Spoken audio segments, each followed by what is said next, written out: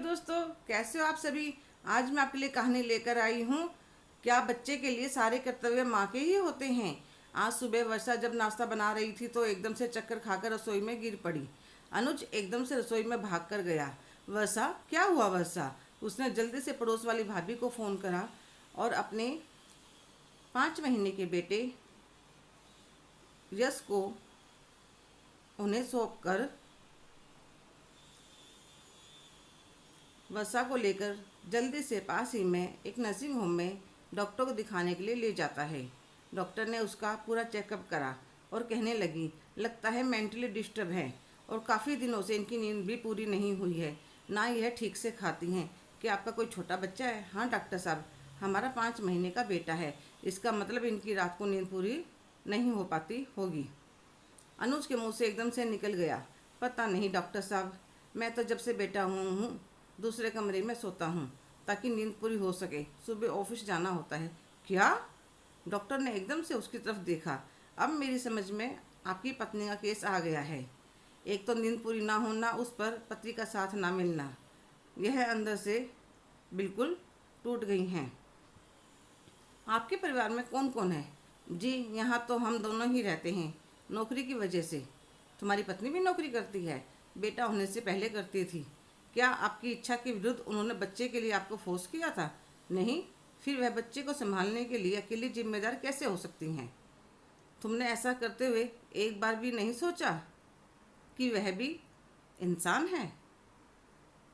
घर के सारे कामों के साथ बच्चे की भी पूरी जिम्मेदारी अकेली पर डाल दी। तुम्हारी 8 घंटे की नौकरी के लिए नींद पूरी होना जरूरी है, और वह जिसकी किसी समय नौकरी, जिम्मेदारी, कर्तव्य कुछ खत्म नहीं होता, उसकी नींद पूरी होना जरूरी नहीं है। डॉक्टर साहब, मुझसे बहुत बड़ी गलती हो गई, मेरी वर्षा को ठीक कर दीजिए। अब मैं गलती नहीं करूँगा, उसका पूरा ध्यान रखूँगा। अगले दिन वह नर्सिंग होम से उसे छुट्टी दिलवा कर ले आता है। उसने गांव से अपनी माँ को बुला लिया था। जब उसने अपनी माँ के पास फ़ोन करके सारी बात बताई, पहले तो वह उसके ऊपर बहुत गुस्सा हुई थी। फिर कहने लगी, चिंता मत कर, मैं आ रही हूँ। और आज सुबह ही आकर यश और घर दोनों को संभाल लिया था, और उन्होंने पड़ोस वाली भाभी को भी धन्यवाद करा था। तो कहने लगी, आंटी जी, यह तो हमारा पड़ोसी धर्म था। जब हमें जरूरत होती है यह दोनों भी खड़े पाते हैं।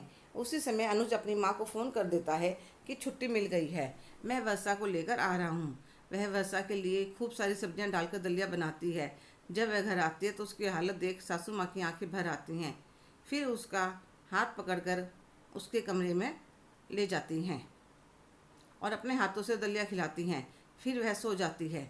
अगले दिन नहाकर नाश्ता करने के बाद काफ़ी बेहतर महसूस करती है और दोपहर को कहने लगी, माँ जी, सब्जी मैं छोक देती हूँ। तो वे उसकी तरफ देखकर कहती है, किसको माँ जी कह रही है, मैं तो आंटी भी नहीं हूँ, ऐसा क्यों कह रही हो माँ जी। आप अगर तेरी माँ अपनी होती तो क्या तुम उन्हें कुछ भी ना बताती।